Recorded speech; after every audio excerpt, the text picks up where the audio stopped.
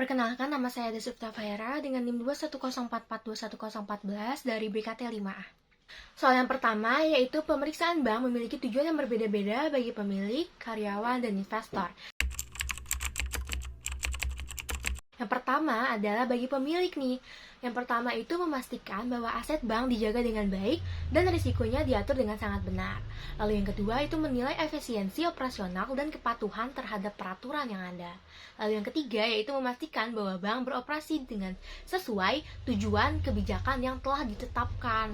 Oke, selanjutnya kita bahas untuk karyawan bank nih. Yang pertama itu menilai kinerja dan kepatuhan karyawan terhadap prosedur internal.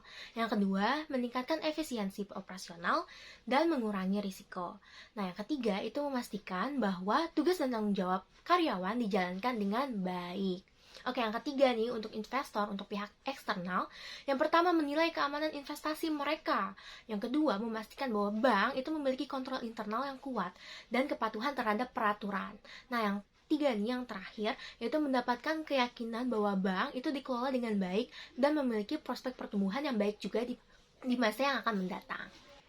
Soal nomor 2 adalah hubungan antara penilaian kinerja keuangan perusahaan dan audit internal perusahaan perbankan. Oke, untuk penilaian kinerja keuangan perusahaan dan audit internal perusahaan ini biasanya saling terkait.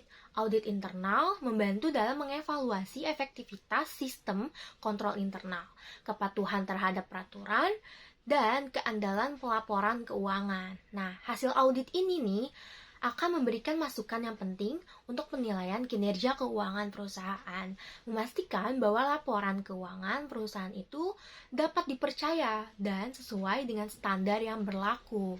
Soal nomor 3 adalah hal penting yang menjadi target audit internal pada perbankan. Nah, di sini saya akan membahas 3 hal penting yang menjadi target audit internal pada perbankan itu meliputi yang pertama, sistem kontrol internal. Nah, di sini memastikan bahwa sistem kontrol internal bank efektif dalam mengelola risiko dan menjaga kepatuhan. Lalu yang kedua, itu kepatuhan terhadap peraturan. Memastikan bahwa bank mematuhi semua peraturan dan regulasi yang berlaku. Lalu yang ketiga, ada pelaporan keuangan. Nah, di sini nih, ini untuk memastikan keandalan dan akurasi laporan keuangan bank. Soal nomor 4 adalah pihak yang terkait dengan audit internal perusahaan perbankan dan peran-perannya. Nah, di sini ada 3 nih pihak yang terkait dengan audit internal perusahaan perbankan beserta peran-perannya. Yang pertama saya akan menjelaskan tentang manajemen bank. Nah, bertanggung jawab untuk menerapkan rekomendasi dari audit internal, memastikan kepatuhan, dan memperbaiki kelemahan yang diidentifikasi. Lalu yang kedua ada dewan direksi, bertanggung jawab untuk memberikan arahan, dukungan terhadap proses audit internal. Nah, di sini serta memastikan nih bahwa manajemen bank ini menindaklanjuti hasil auditnya. Yang ketiga yaitu pihak eksternal, meliputi regulator dan badan pengawas yang menggunakan hasil audit internal untuk menilai kepatuhan bank terhadap peraturan dan standar yang berlaku. Soal nomor 5 yaitu peran OJK terhadap audit internal industri perbankan. Nah, di sini nih OJK itu memiliki peran penting dalam mengawasi audit internal industri perbankan. Nah, apa aja sih? Nah, pertama itu OJK bertanggung jawab untuk memastikan bahwa bank mematuhi regulasi dan standar yang ditetapkan.